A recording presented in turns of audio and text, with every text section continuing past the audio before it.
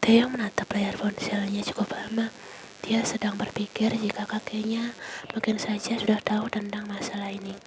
Pria itu lalu menolak panggilan tersebut dan meletakkan kembali ponselnya di nakas.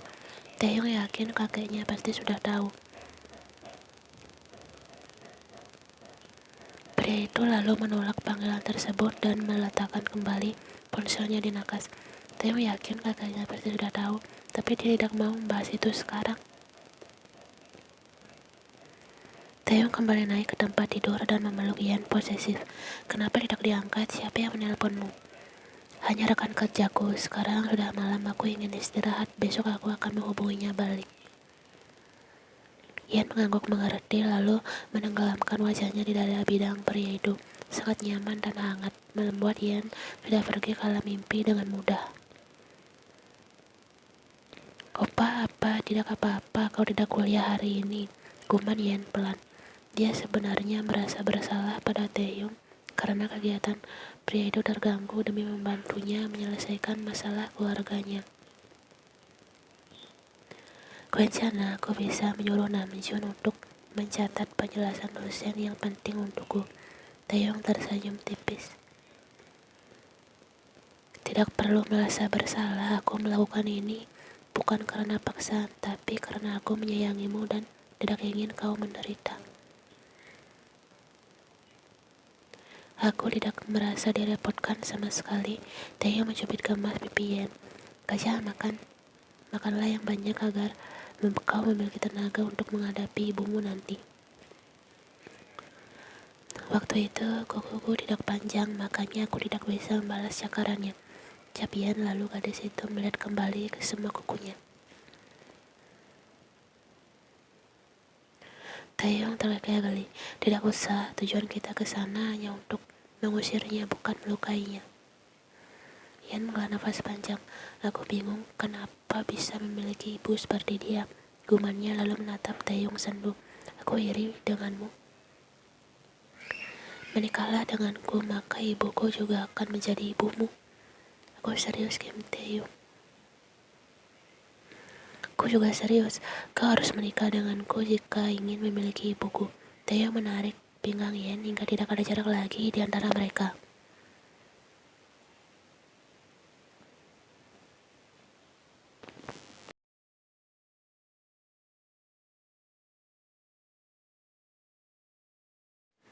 Yan dan Taeyong tiba depan sebuah gerbang hitam yang tinggi menjulang.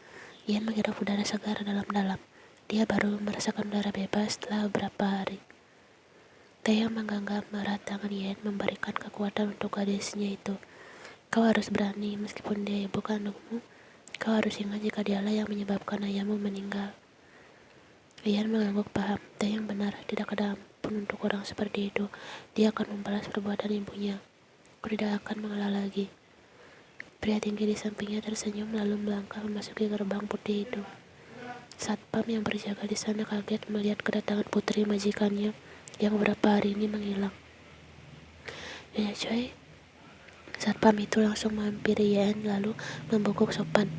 Yan tersenyum pada pria parubaya itu. Bagaimana kabarmu, Paman? Aku berada di tempat kekasihku, Paman, jangan khawatir. Oh ya, selama aku pergi bagaimana kondisi rumah ini? Satpam itu seketika menunduk saat mendengar pertanyaan Yan.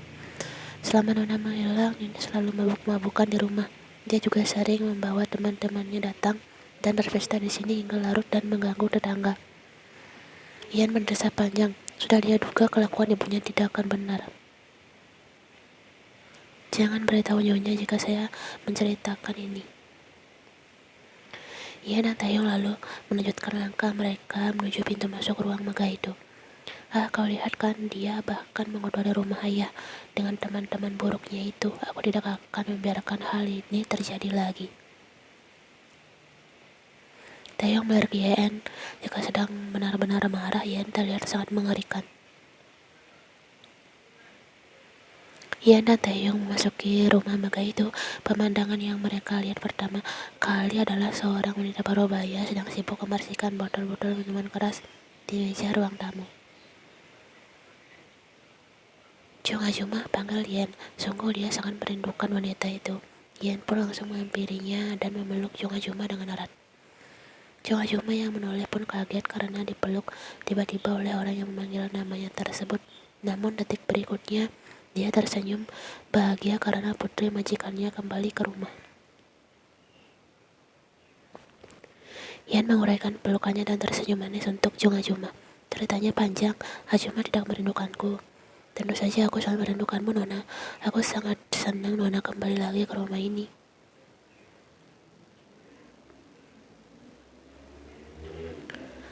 Aku memang mengalami hal yang buruk, tapi untunglah ada orang yang menolongku. Ucap Yan lalu menoleh ke arah pria tampan di sampingnya. Juma langsung melihat sosok pria tinggi yang berdiri di dekat Yan. Taeyong tersenyum ramah dan membungkuk pada Juma. Perkenalkan, nama saya Kim Taeyong, Ajuma. Juma tentu terkejut mendengarnya. Setelah menghilang hampir seminggu, Yan tiba-tiba pulang dengan membawa calon suami. Saya sangat senang akhirnya ada orang yang bisa menjaga Nona dengan baik. Taeyong tersenyum hangat. Ajuma bisa mempercayakan semuanya pada saya.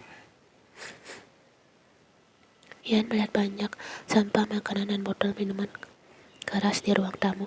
Ajuma, apa yang terjadi? Kenapa berantakan sekali di sini? Kemarin nyonya berpesta di sini bersama teman-temannya. Keringin mabuk-mabukan juga. Juma mengangguk, emosi Yan pun semakin memuncak mendengar kelakuan ibunya itu.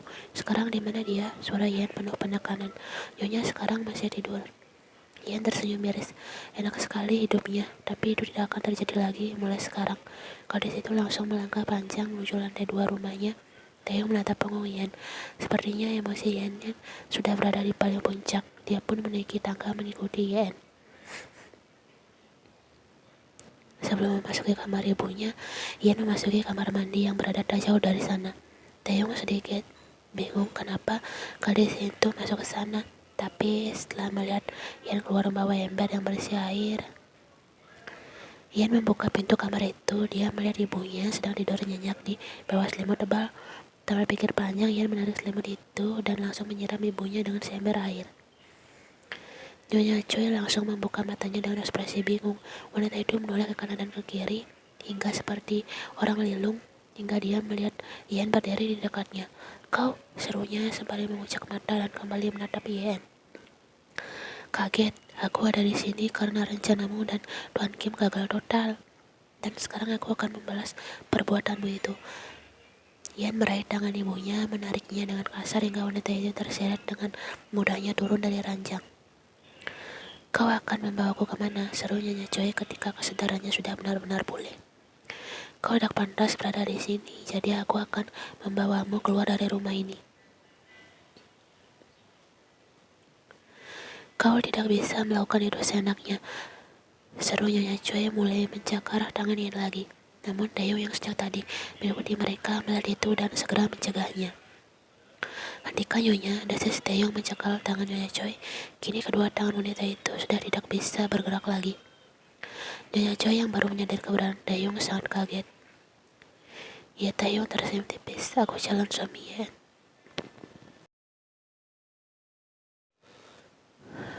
Tentu saja bisa, kami saling mencintai. Maka dari itu, aku tidak ingin orang yang kucintai terluka. Sekaligus aku akan membalas perbuatan orang jahat yang ingin mencelakai gadisku. Nyonya Choi tersungkur ke teras rumahnya. Setelah didorong oleh Yan secara kasar, wanita itu merasa kesakitan. Beberapa saat kemudian, sebuah koper besar melayang ke arahnya. Pergilah dari rumah ini, kau tidak pantas berada di sini. Aku berhak tinggal di sini, kau tidak bisa mengusirku seenaknya. Ia tersenyum miris, gadis itu melipat tangannya di dada dan menunjukkan wajah angkuhnya. Kata siapa aku tidak bisa, aku adalah pewaris semua aset ayah. Aku bebas melakukan apapun, termasuk mengusirmu dari rumah ini. Jangan datang lagi ke sini, sana carilah selingkuhanmu itu. Nyonya Choi dengan cepat berdiri menghampiri Yan, namun wanita itu sudah terangkat naik dan bersiap mendaratkannya di bawah Yan. Namun sebelum itu terjadi, Taeyong mencengkram kuat tangan ibu Yan. Tatapannya menusuk tajam. Apa kau lupa dengan yang kau lapar buat pada suamimu sendiri? Jika kau ingat dengan semua perbuatan jahatmu pada suamimu, seharusnya kau memang sadar diri kau tidak pantas berada di rumah ini. Kau harus bersyukur dia tidak melaporkanmu ke polisi karena dia masih punya sedikit rasa kasihan pada ibu kandungnya. Tapi ku beritahu kau sekarang, selama aku masih ada, kau darahkan iblismu itu. Dan meskipun kau berhasil melukai Ian sedikit saja, kupastikan akan membalas kalian 1000 kali lipat dari yang kalian lakukan pada Ian. Ingat kata-kataku. Aku masih memberimu kesempatan untuk berobat.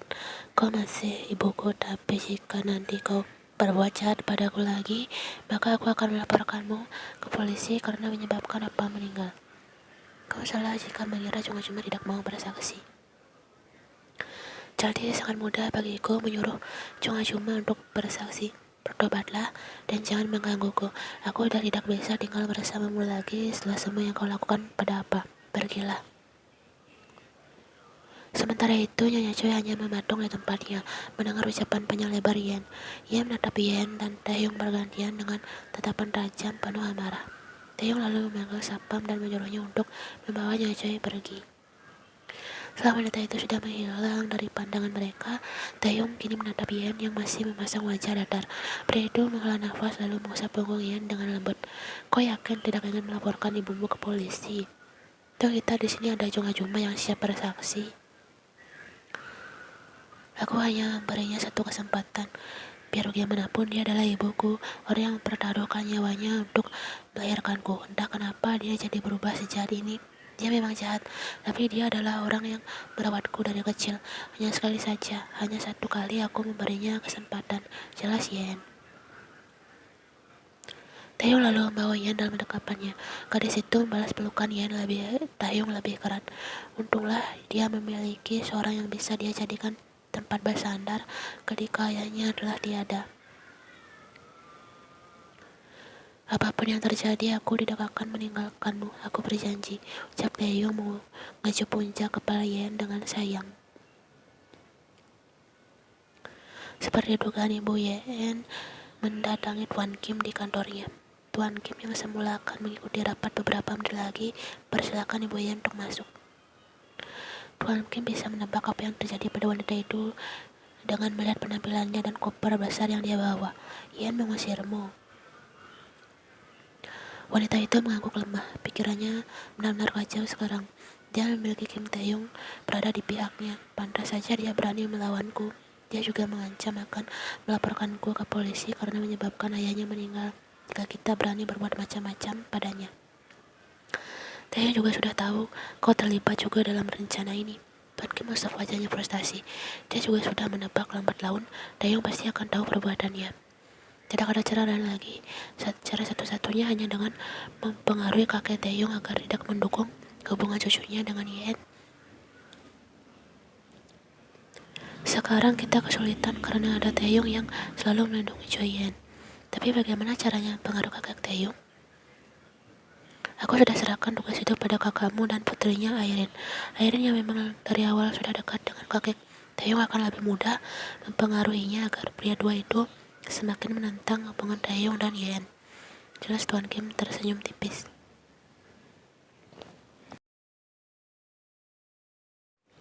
Setelah membantu cuma-cuma beres-beres rumah, Taehyung pun berpamitan pada mereka untuk pergi ke kampus. Sepertinya dia sudah ketinggalan banyak materi kuliah. Ian mengantar Taehyung hingga ke pintu depan. Istirahatlah, kau terlihat sangat kelelahan. Hari ini aku harus ke kampus. Ian mengangguk. Terima kasih sudah banyak membantuku. Aku tidak tahu apa yang terjadi pada hidupku jika tidak ada kau. Aku senang membantu orang yang kusayangi. Taehyung menguraikan pelukannya.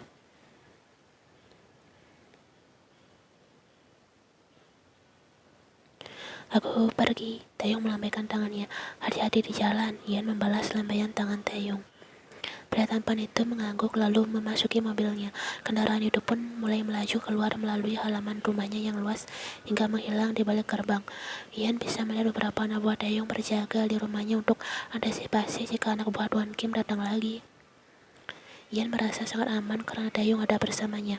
Dia berharap pria itu akan selalu ada untuknya dan tidak ada halangan apapun dalam hubungan mereka. Taeyong mengemudikan mobilnya dengan santai. Pria itu lalu teringat dengan ponselnya yang sengaja dia matikan tadi. Baru saja benda datar itu hidup, sudah banyak ada pesan masuk dan panggilan terjawab dari kakeknya. Sebenarnya apa sih, Haraboji? Terus menelponku. Seingatku di kantor tidak ada masalah terus. Tidak perlu waktu lama, sambungan teleponnya sudah terhubung. Di mana kau, Kim Taeyong? Taeyong merasa sedikit aneh dengan nada bicara kakeknya. Aku di kampus, ada apa? Aku menghubungimu sejak tadi, tapi ponselmu tidak bisa dihubungi. Miyane Haraboji, aku sibuk tadi. Debu Taeyong menegang mendengar ucapan kakeknya di seberang sana. Dari mana kakeknya tahu itu? Dia pun memutuskan untuk menepikan mobilnya karena sekarang pikirannya sedang tidak fokus. Ucap Taeyong berusaha keras membuat nada bicaranya terlihat santai. Pulang sekarang, bentak kakeknya membuat Taeyong tersentak kaget. Ini pertama kalinya kakeknya membentaknya. Tapi sekarang aku ke kampus Haraboji, ucap Taeyong memelas.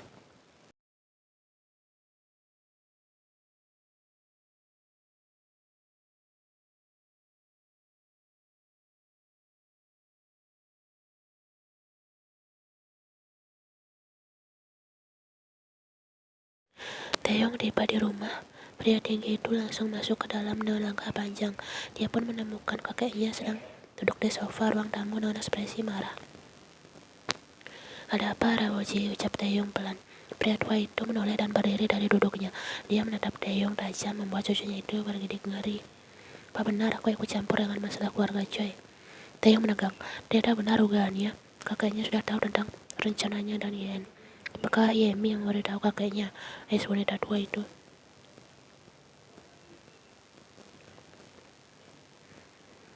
Aku membantu Yen, Haraboji, gumam Taeyong pelan. Jangan ikut campur dengan masalah keluarga Choi. Tapi Yen perlu bantuan. Ada orang yang ingin merebut perusahaan yang sudah payah ayahnya dirikan. Itu sudah resikonya. Siapa suruh menjadi gadis bodoh? Sekarang itulah akibatnya. Banyak orang yang akan mengambil perusahaan itu. Sudahlah, jangan ikut campur dengan perusahaan itu. Kau harus fokus kuliah dan mengurus perusahaan kita saja. Jangan lakukan hal lain lagi. Taeyong menggeleng pelan. Mian Haraboji, aku tidak bisa membiarkan perusahaan itu jatuh ke tangan orang yang salah.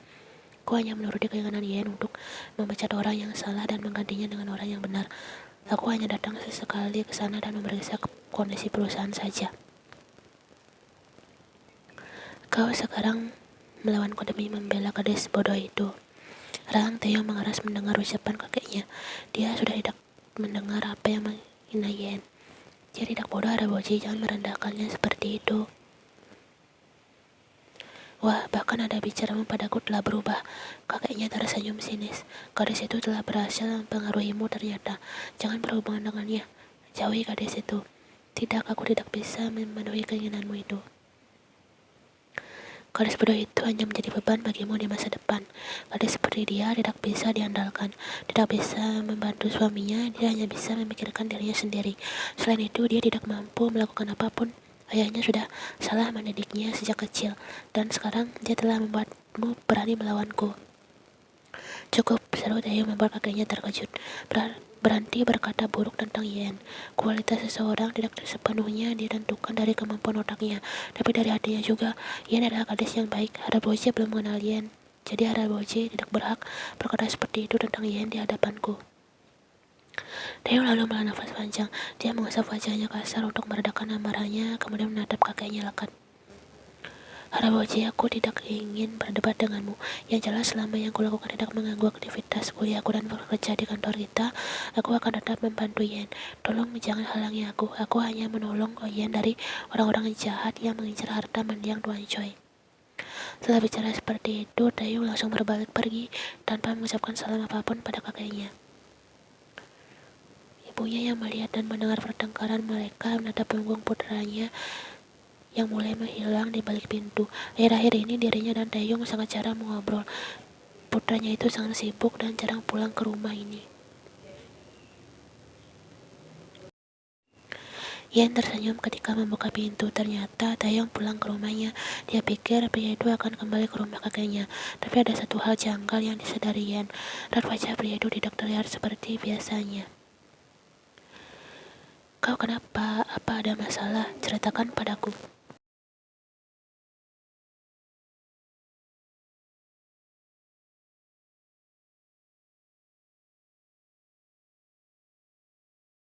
Yan menatap punggung Taeyong dan mengikuti pria itu. Weh, tanyanya sejajarkan langkahnya dengan pria tinggi itu. Taeyong menoleh, tidak boleh ya, tanyanya. Taeyong diam setelah Yan bertanya begitu.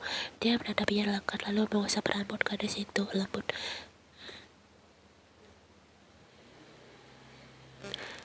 Yan senang mendengarnya. Itu harinya dia bisa sering bersama pria ini. Gajah, aku antar ke kamar tamu. Kau bisa istirahat di sana. Tidak perlu kamar tamu, aku ingin tidur di kamarmu. Taeyong mengangguk. Bukankah kita sudah sering tidur bersama di apartemenku? Pipi Yan merona mendengarnya. Baiklah, kita tidur bersama lagi. Taeyong memasuki sebuah ruangan yang luas. Kamar Yan sangat indah dengan nuansa warna putih dan soft pink menambah kesan nyaman baginya di tempat ini. Dia lalu melihat ke... Astaga, aku pikir ini sebuah buku pelajaran, ucap Taeyong. Ia hanya tertawa kecil. Aku suka baca komik dan novel, tapi entah kenapa Taeyong tersenyum mendengarnya. Ucapan gak jujur gadis itu. Dia lalu meletakkan buku itu dan menghampiri Yan. Gadis ini seperti magnet yang menariknya untuk segera mendekat dan memeluknya.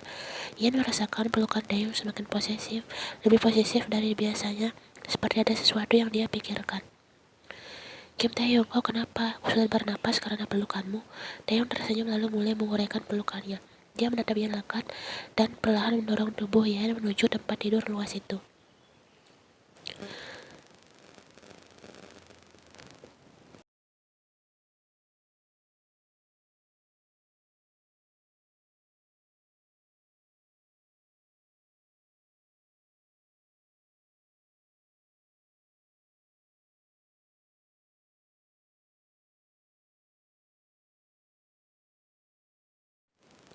Yan mencengkram bantal di samping kepalanya. Pelan-pelan Kim Taeyong, kau melukainya nanti, seru gadisnya melihat ke bawah. Seperti biasanya pria itu seakan tuli dan tidak mendengarkan racauan gadisnya. Nafasnya terengah-engah setelah sesuatu keluar di bawah sana. Taeyong mengecup kening Yan. Terima kasih, ucapnya lalu jatuh di samping gadis itu. Yan melangkah pelan menuju kamar mandi. Gadis itu kemudian menatap dirinya sendiri di cermin yang ada di sana sembari mengusap perutnya yang terasa penuh. Kami melakukannya hampir setiap hari. Apakah tidak lama lagi aku akan positif? Apakah aku siap jika hal itu benar-benar terjadi? Entah kenapa masih ada hal yang mengganjal hatinya. Meskipun mereka berdua saling mencintai dan Taeyong mau bertanggung jawab, tapi